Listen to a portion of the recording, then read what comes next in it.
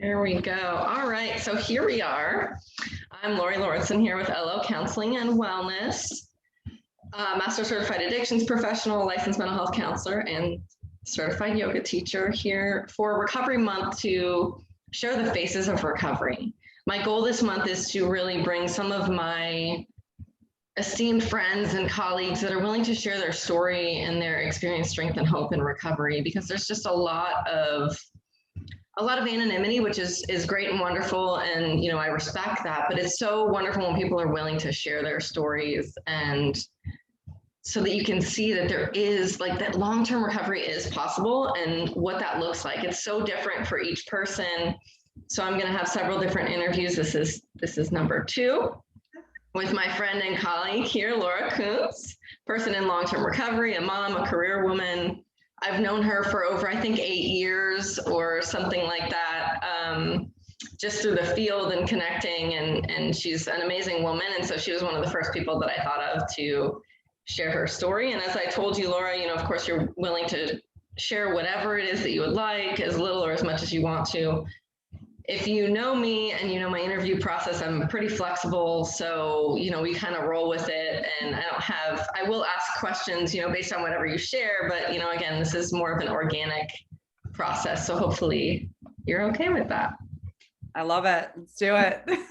I see we have a little cameo from a pup back there. Oh yeah, that's my boy. That's my first baby, Kai. Aw, that's awesome. Yeah. So I'd love to just start a little bit, share as much or as little as you would like about you and your story and how you got to where you are. And then as you do that, I might pop in and ask a few questions. Okay, cool. So I am, first of all, it's an honor to do this, especially being asked by you. You're someone I've always admired. Thank you. And I, as Lori mentioned, I'm a person in long-term recovery from alcohol use disorder. So I started my recovery journey, it'll be 13 years ago this November. Got sober at 26 years old, so in my 20s. So this year will actually be, I will have been sober as long as I drank. Wow. I started drinking at 13. So that's kind of a cool timestamp. And I just remember when I first got sober thinking, how far away that was, you truly, with all that you learn in recovery, you take it one day at a time. But a little bit more about me. So I live in Jupiter, Florida, and I've been married 10 years. My husband is also in long-term recovery from alcohol use disorder. I just broke his anonymity, but listen, it's all over the internet. So we're both very, very open because we feel really blessed to, help people along the way. And that's what recovery is all about for me. So we have 2 amazing kids, a 3-year-old boy named Anderson. He's named after our hometown. My husband and I went to high school together in Cincinnati, hometown Anderson. So our son is named after the town. And then we have a 7-year-old daughter named Kennedy. So yeah, we have a great life in Jupiter. My husband works for actually one of the largest companies on the face of the planet. So he works for a great organization, has a great career. I have a great career working in the mental health care field, and we live sober. So.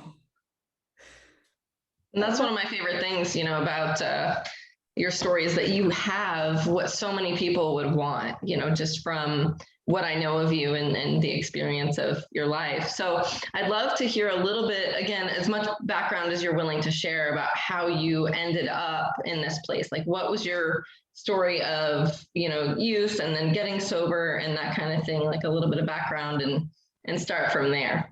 Of course. So, I was born and raised in Cincinnati, Ohio, Catholic family, 5 kids. My parents are still married, and 4 out of the 5 of us have been on our own different journey in some form of, recovery from something. So, we just being raised in the Midwest and kind of a bubble, very competitive, sports oriented family, little kind of a perfectionist vibe there. And No I, way. yeah, you can't tell. So I started, my athletic career at a really young age of 6. And, I was traveling all over by the age of 10. And, it was just, I was just kind of on this intense fast track in the athletic world.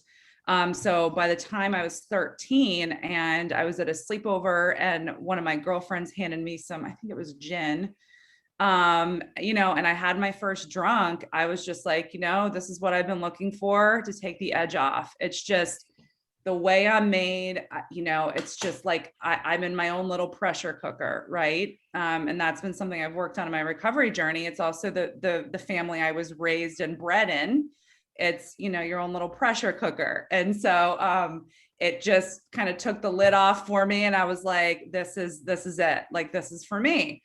And so really by age of 15, I had a fake ID. I was going to bars with older people, and I thought, I was so cool, and I always wanted to be with older people. And my athletic career had started to tank. I had consequences early on from alcohol use, just drinking too much, blacking out, and so my grades, I was always a top student too. And by my senior year, my grades weren't as good as I wanted them to be either. So, little Miss Perfect didn't quite get into the schools that she wanted to, already seeing those consequences. And, chose a random college in Buffalo, New York, of all places. I SUNY Buffalo. So I'm from Cincinnati, and you'll laugh, but I really thought that Buffalo was near New York City. So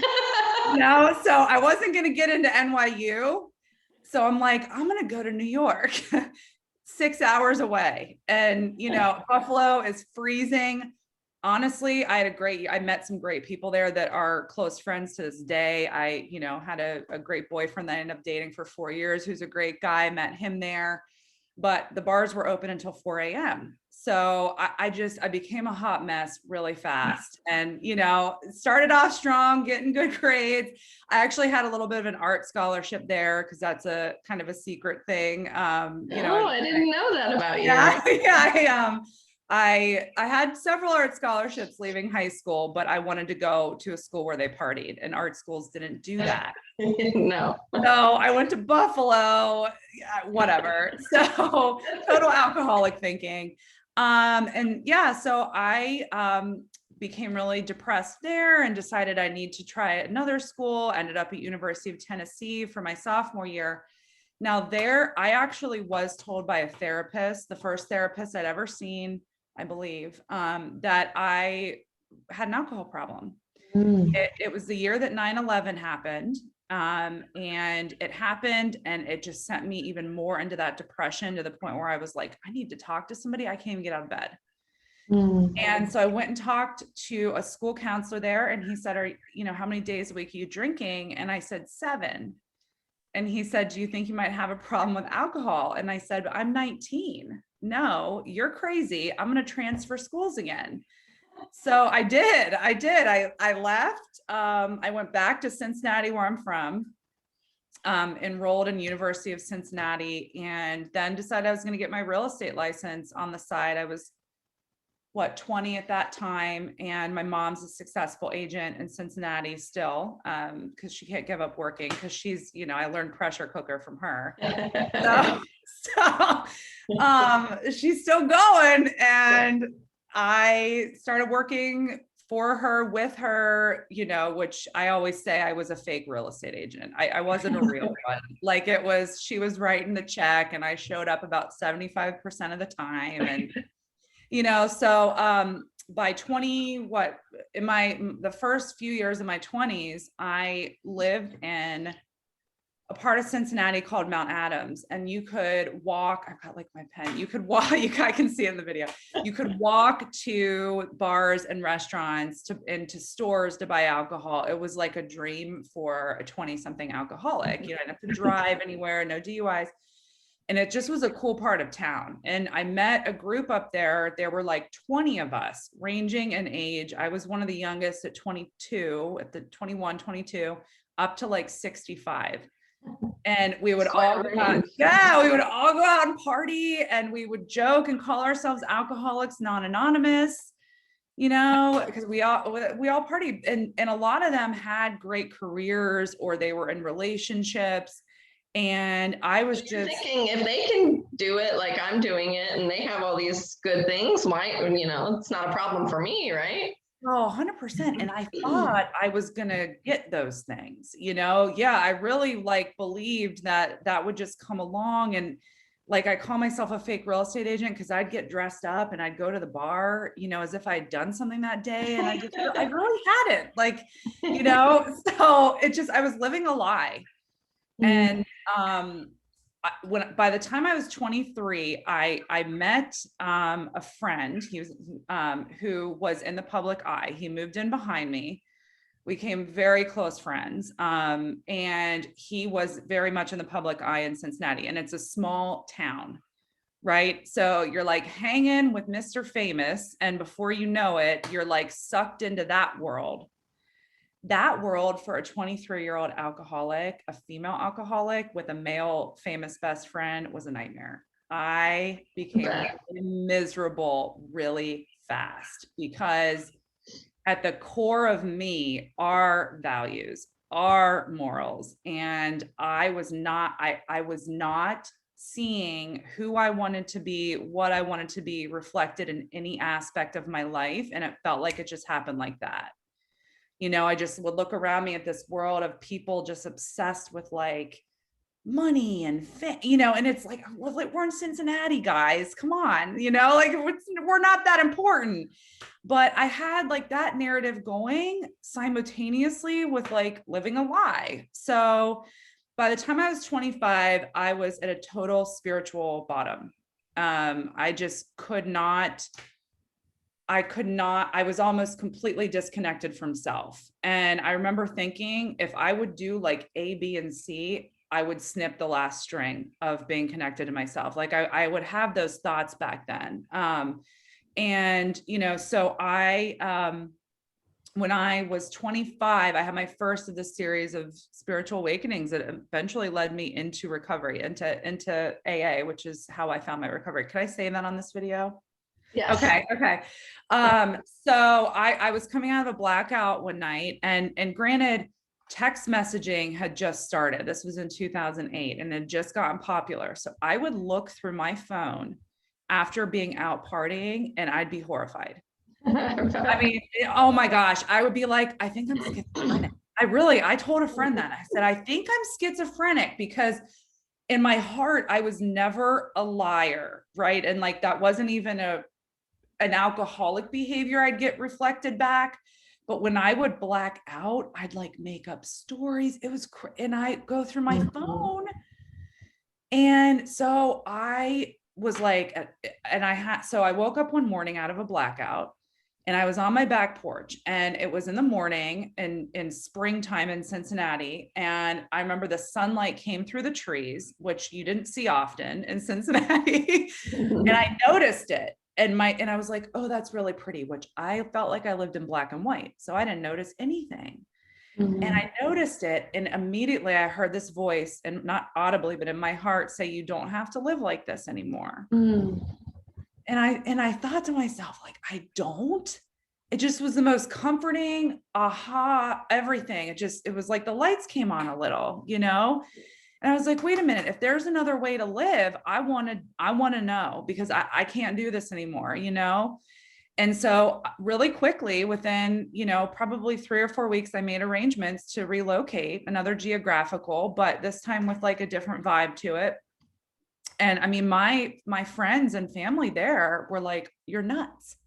You have this amazing life. It's this secret life of alcoholism and misery.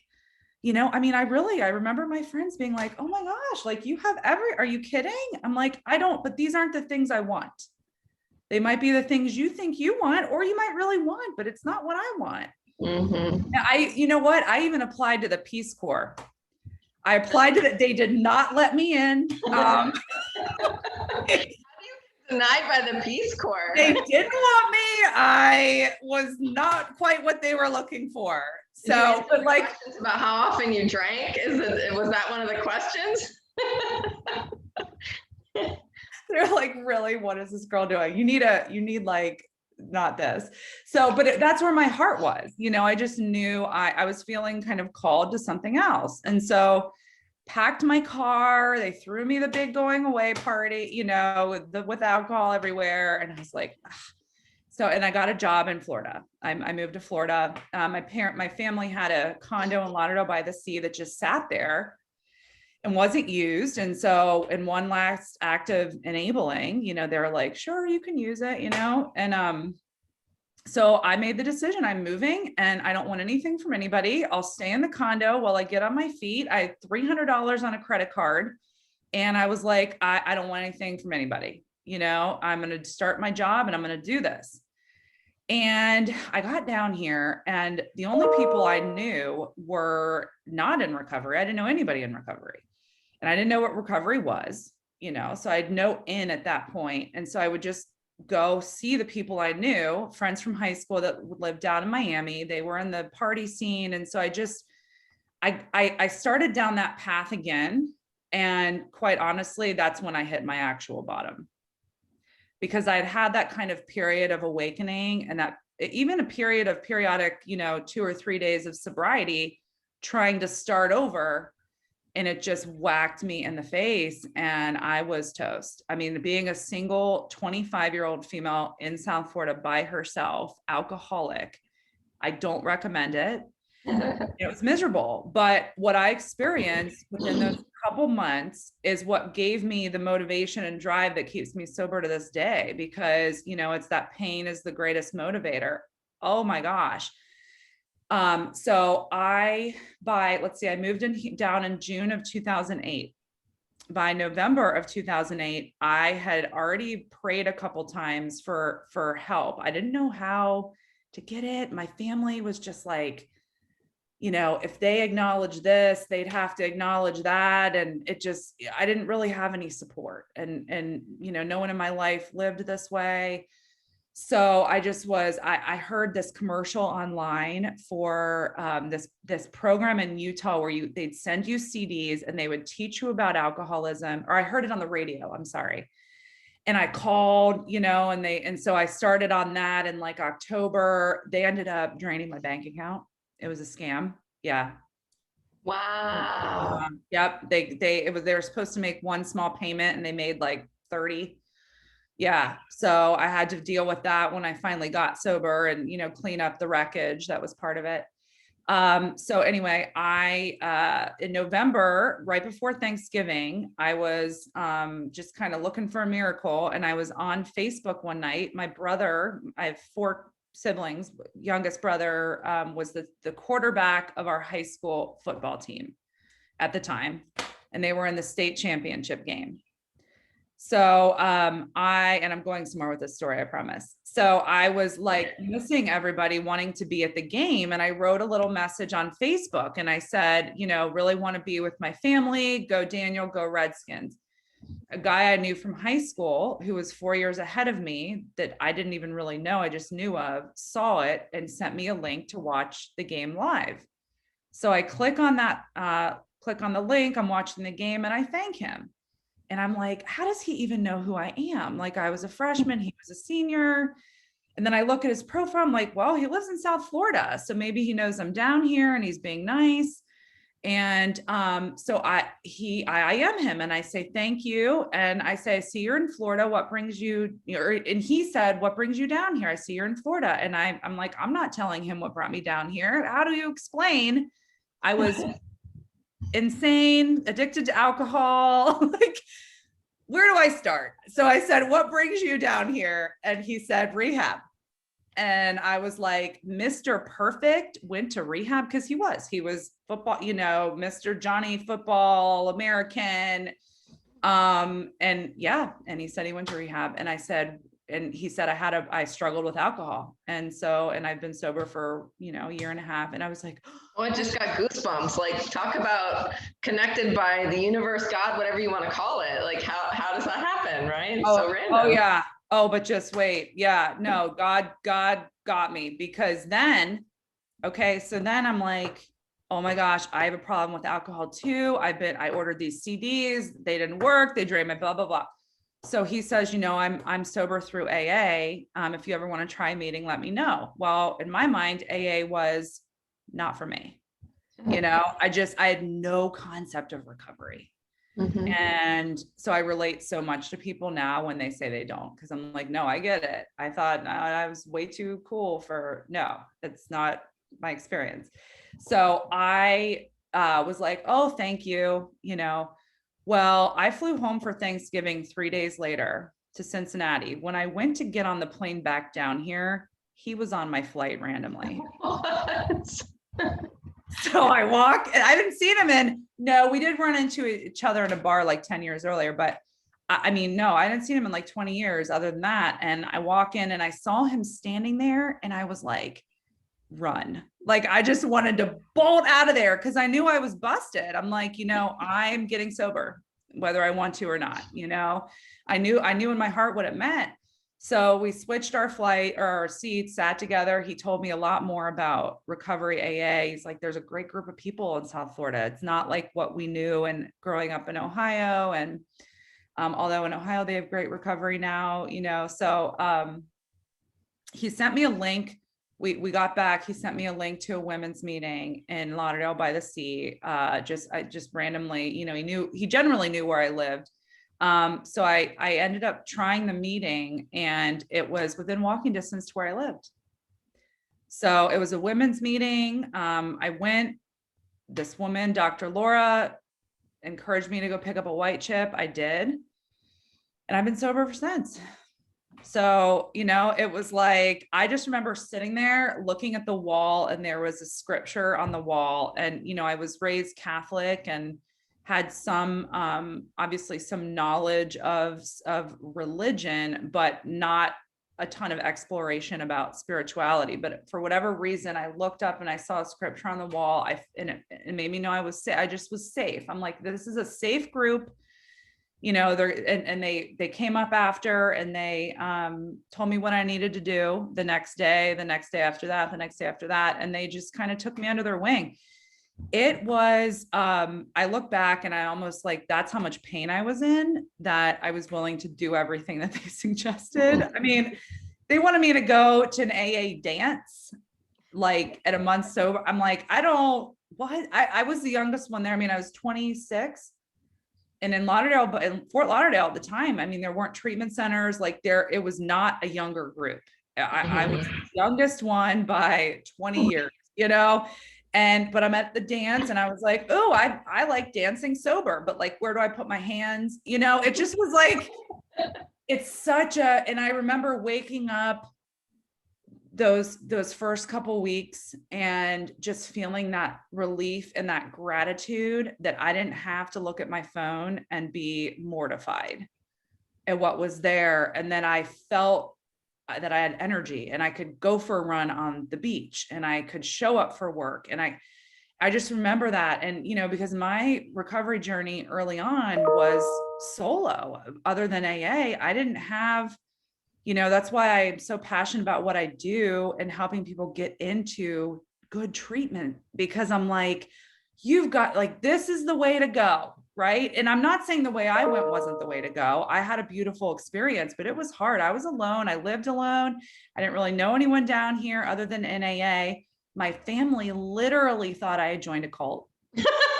Yeah. They would email me, the AA is a cult. Did you, I'm like, well, it saved my life. So even if it is, I've joined, it just was so miserable. It's the only thing that made me feel better. Like, I'd go there, and this is the last thing I'll say. I'd go to AA, and nobody, I could just be me. I could be my messy, at that time, needy self. I could let other people guide me, tell me what to do. I could just breathe. I could relax and just, learn. So that's my story. That's awesome. And amazing that you had so much adversity, because there's a lot of people, that's one of the things that we talk about in treatment all the time, is support is so important. And there's many reasons that AA is really helpful. And one of the biggest reasons is that fellowship, that connection with other human beings, so you don't feel alone. And so that's what I usually, when somebody's not so sure about AA, because of course it's not the only way, but it is a way a lot of people get sober. I always encourage it, if nothing else, you're connecting with other people who are going through something similar. If that gets you to the meeting, or, to connecting with other people, then you're not alone. And how amazing is that all those obstacles that you had of being by yourself, you had that noise in the back of your head saying, this isn't really what I want. This doesn't fit with my goals and values for my life. But also understanding, what I heard was a lot of that pressure, right? That pressure of who you were supposed to be, or who you thought you were supposed to be, right? That negative thinking and just those messages that we learn without even recognizing it in our families and our culture, and all of those kinds of things. And recognizing that, just being able to listen to that small voice within. I talk about that a lot in terms of mindfulness and therapy and yoga, and to say, okay, there could be something different. I don't know what it is, and it took you a while to find it, but you still continued to seek it out. And I think that's such an amazing story of experience, strength, and hope, to say, listen, I was on my own.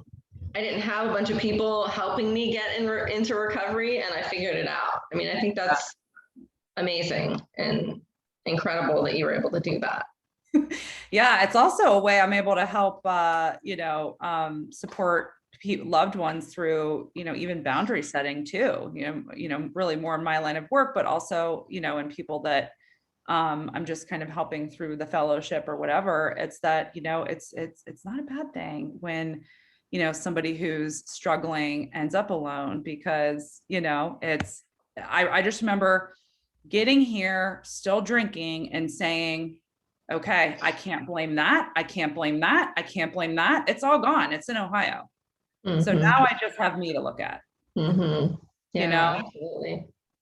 Yeah, I've always said, if you want to get sober, you can get sober anywhere, in any situation. I've certainly seen people go to not so great treatment centers and still get sober, because if you really want it, then you can. Of course, we want to encourage, a healthy environment and those kinds of things.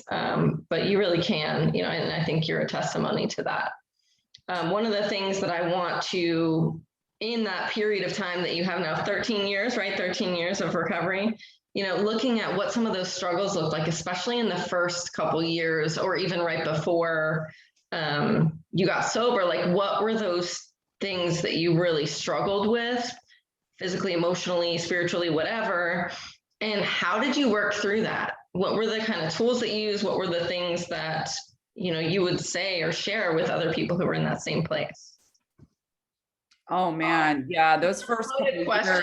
Yeah. But I like talking about this, and I will say, I talk about this on a weekly basis with newcomers, or, really, I only try to share my experiences when it's, in the fellowship, not in my professional work, so I just know how to navigate it a little better because of my personal experiences. But I think that first year was, for the first 3 months, I just remember hanging on for dear life. I was still in fight or flight.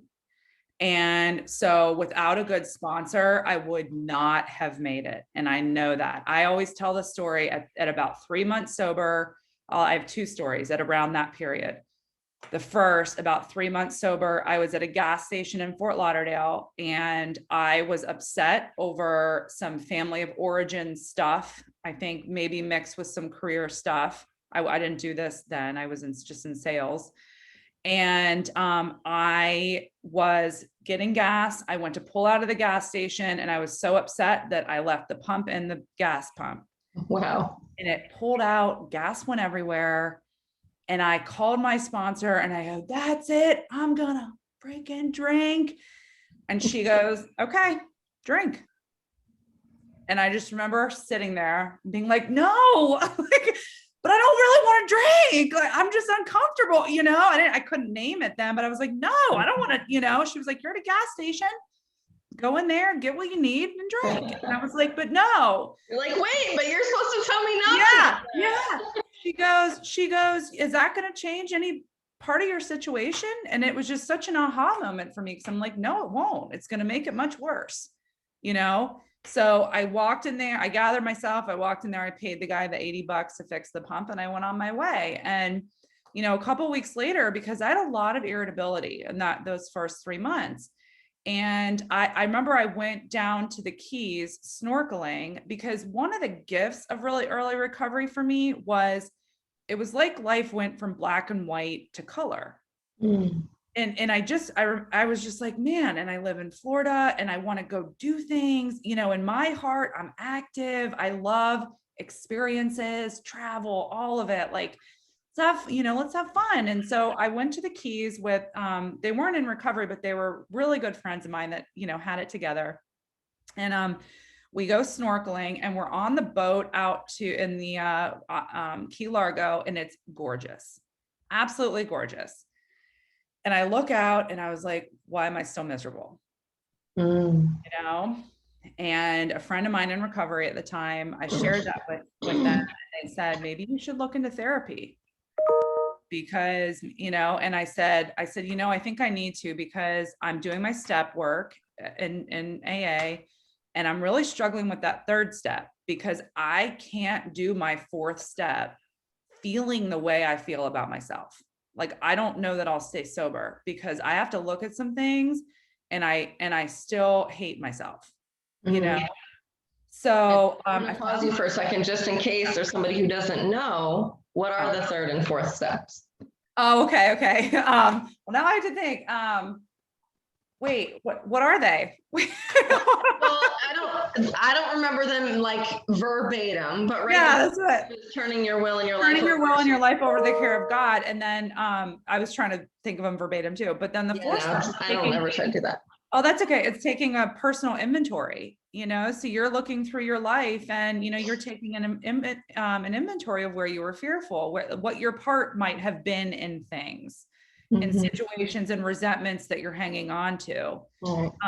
You know, and that's a common place for a lot of people to relapse, right? And especially sometimes just being in 12 step and things like that. And because there's a lot of stuff that can come up there. So I'm glad you brought that up, because I do see that a lot, and especially at that 3-month period.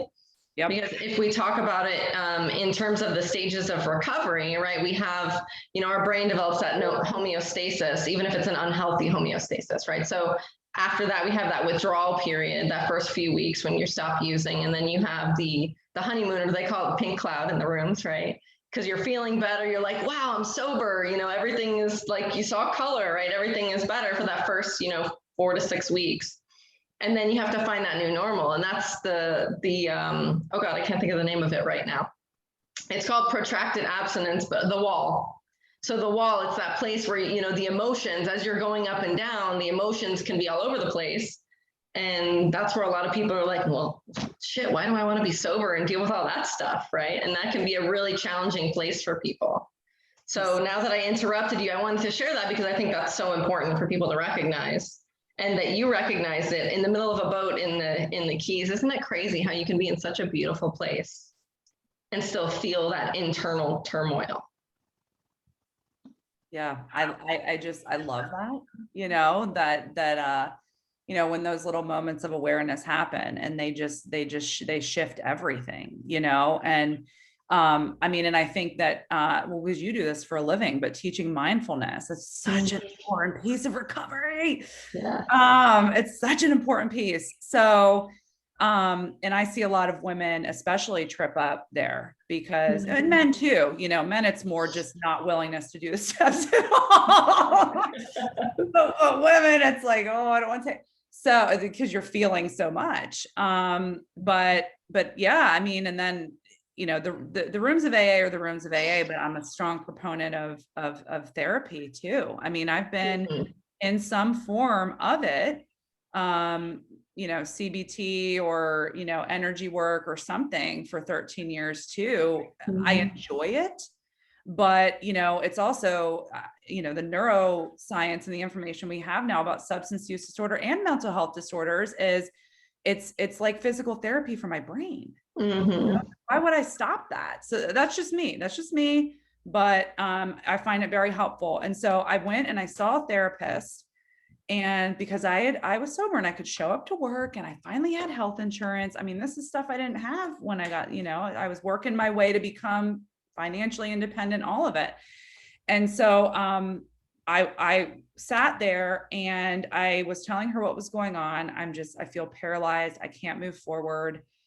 And because I'm just afraid of my shadow, and she said to me, do you know that God loves you?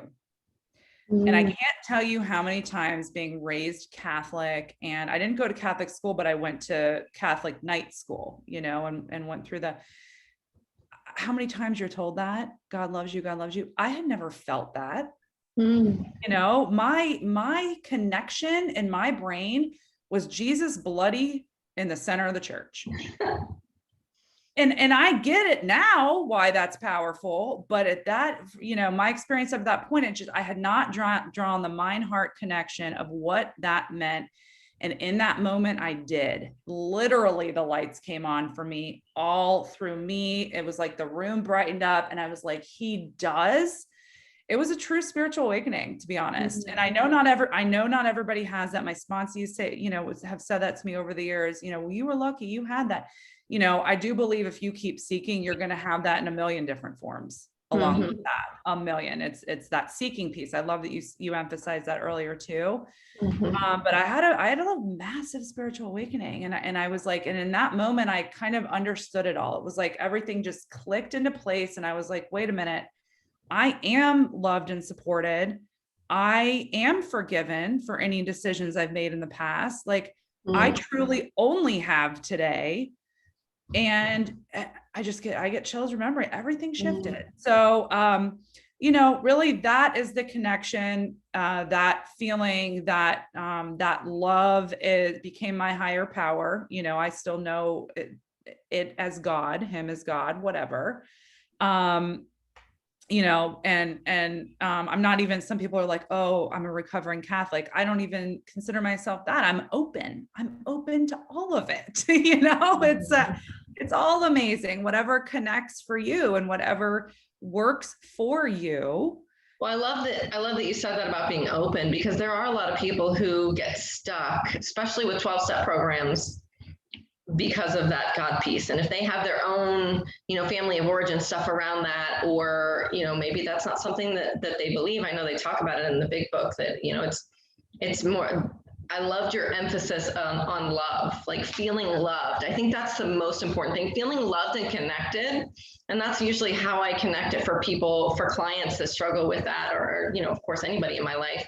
It's really about feeling like you're not alone, like you're connected to others. Even the process of treatment and recovery can be that supportive network for you, and trusting your inner self. In Eastern philosophy, we talk about that true self, that inner self, the divine within, so to speak, so finding whatever that is for you. Like you said, not everybody's going to have a spiritual awakening like that per se, but you can still have those aha moments.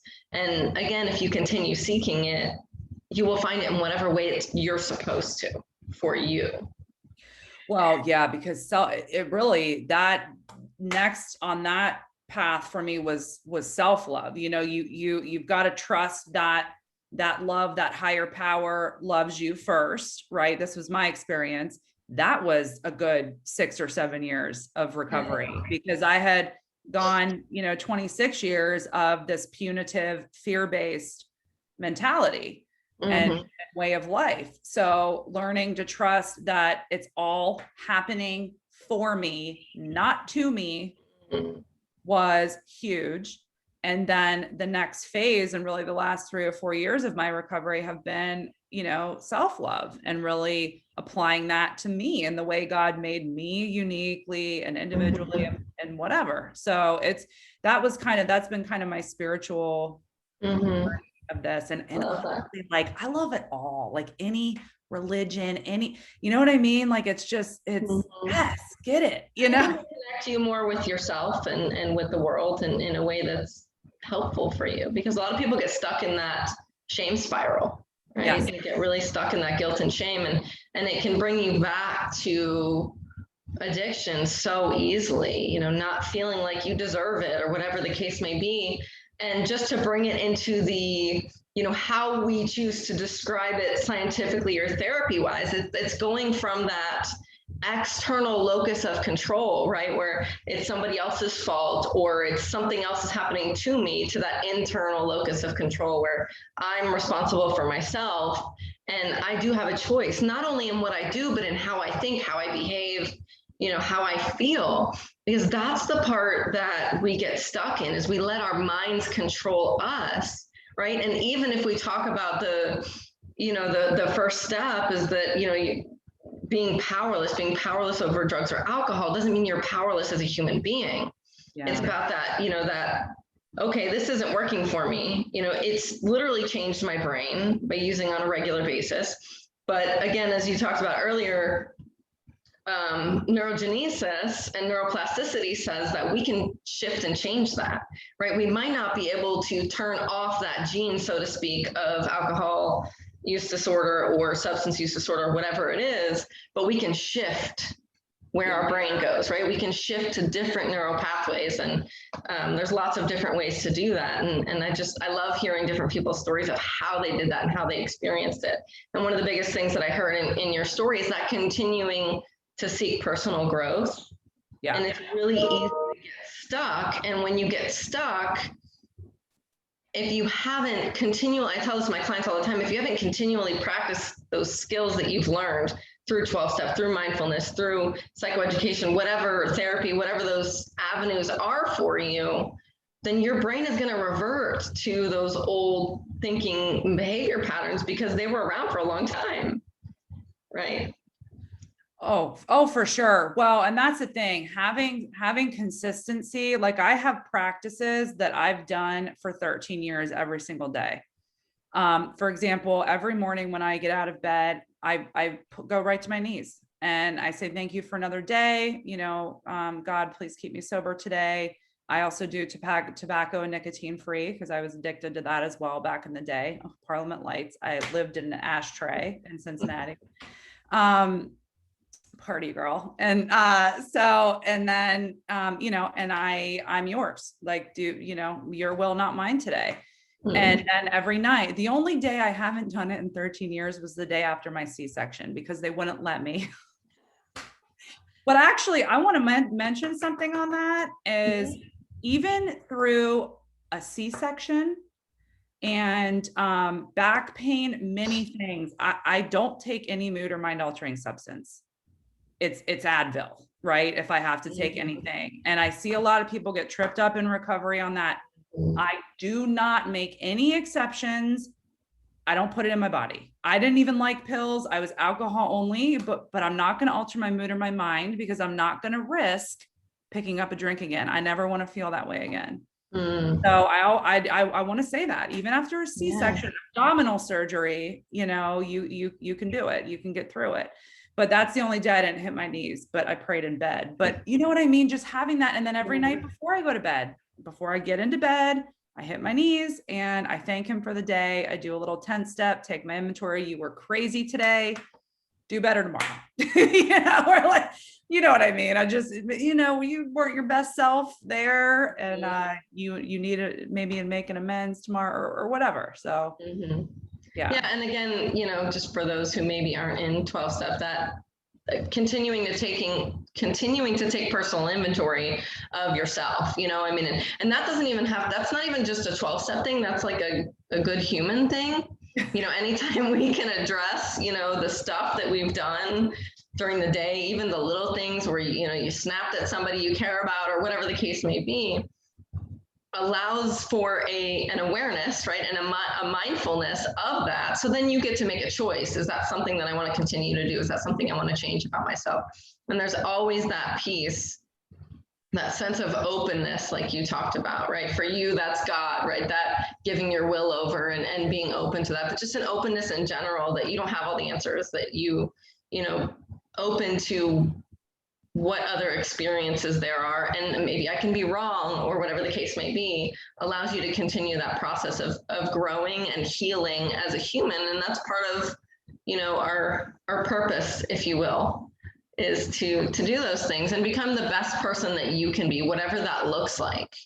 Well, it's so true. And that's the thing though. I over the years, I've definitely gotten cycles where I'm less willing to do that. And that almost happens unconsciously. You know, you're just like, oh, everybody else is the problem. I'm the victim, you know, just getting back into that mindset. That's how I know I'm on a slippery slope backwards. But it's also because life happens. And to take it back to your initial question of the things that I've struggled with over the years, some pretty big life things, you know. I mean, I've had very close loved ones really struggle with substance use disorder to the point of, you know, it was, you know, they could have lost their life.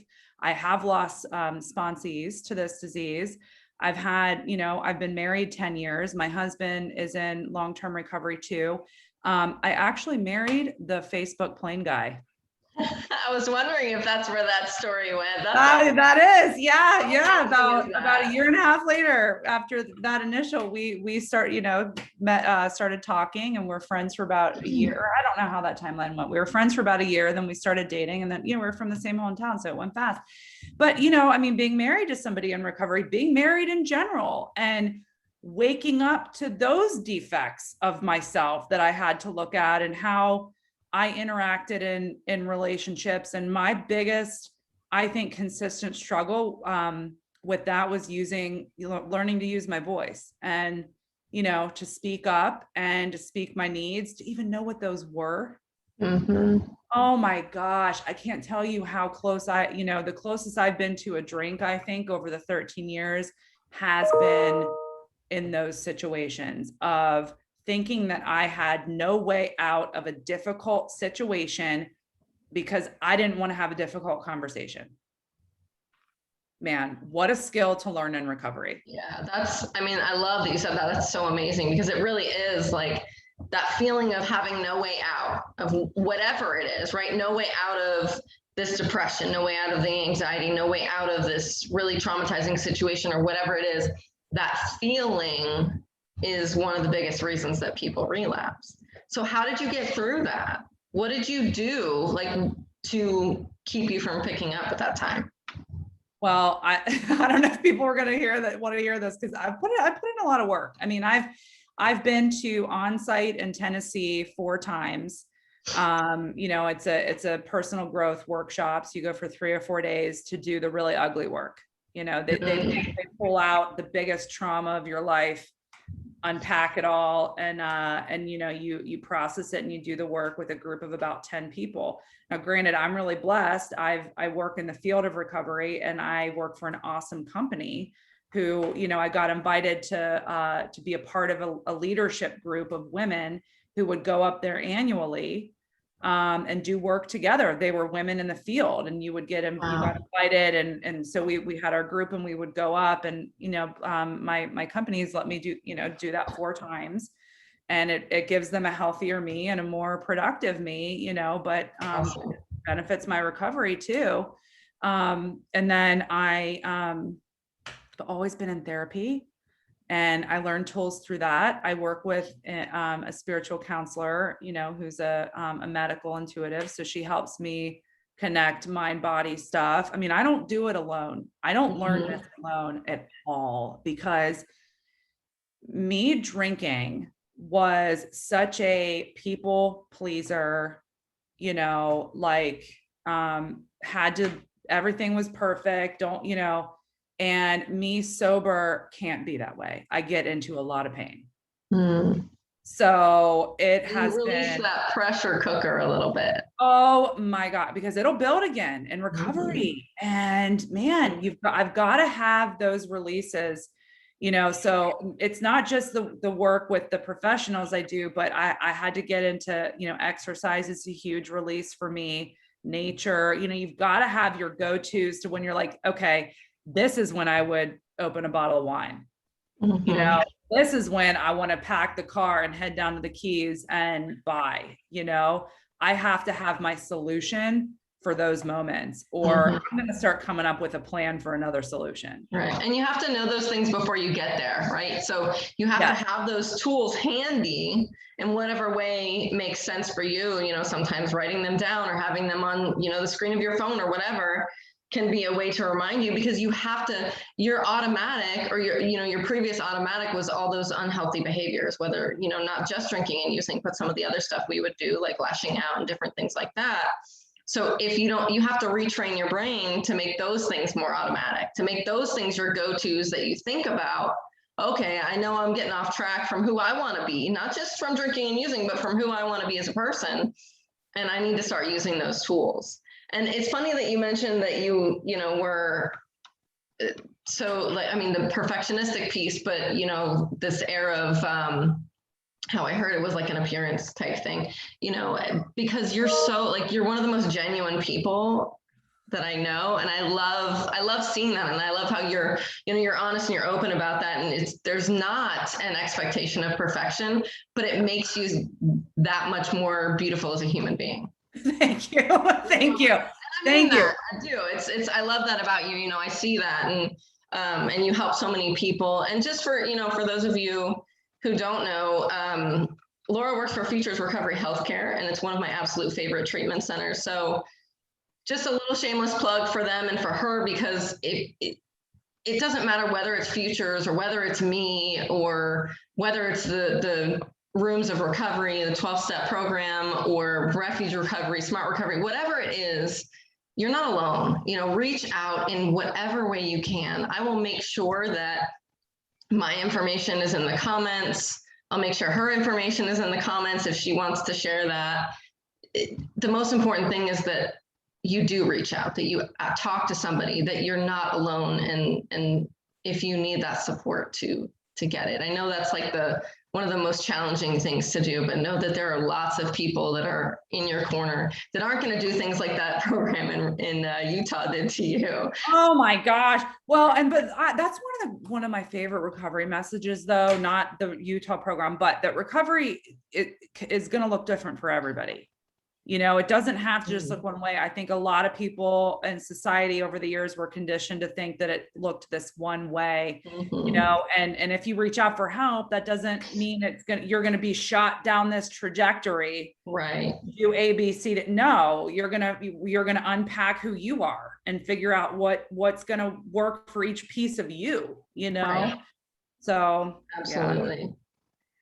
Well, anything else that you want to share with the world, the group? I know you and I could probably talk for 2 hours about this, but just for sake of, respecting your time, and I don't know if anybody will watch more than an hour or so. I know, I was going to say, everyone's probably toast.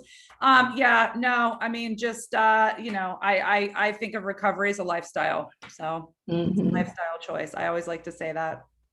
I love that. Yeah, so many good nuggets here in this conversation, and I appreciate so much that you were willing to share, because it's such a personal thing to share your story, and I'm just so grateful that you were willing to do that with me. And so I'll be sharing this on my YouTube channel.